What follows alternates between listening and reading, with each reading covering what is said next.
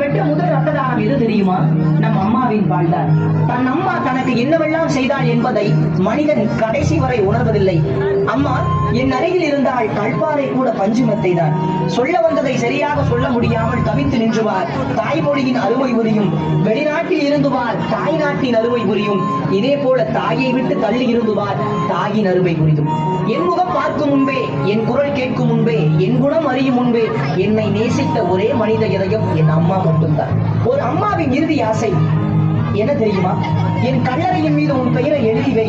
உன்னை நினைப்பதற்கல்ல, அங்கும் உன்னை சுமப்பதற்கு.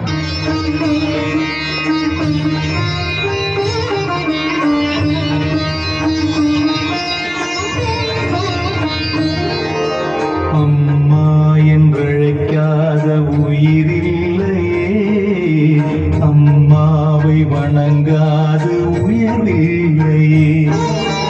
அம்மா என்றழைக்காத உயிரில்லையே, அம்மாவை வணங்காத உயர்வில்லையே. நேரில் நின்று பேசும் தெய்வம் பெற்ற தாயன்றி வேறொன்று ஏது?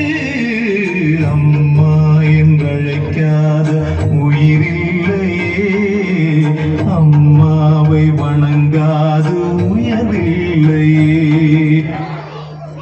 தாயில்லை தானே எவரும் பிறந்ததில்லை, எனக்கொரு தாய் இருக்கின்றாள், என்றும் என்னை காக்கின்றாள்.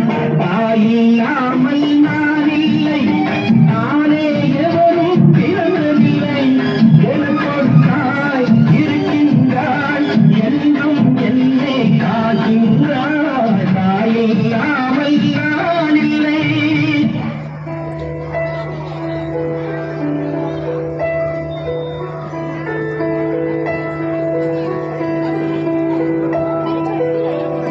காலையில் தினமும் கண் விழித்தால் நான் கைதொடும் தேவதை அம்மா.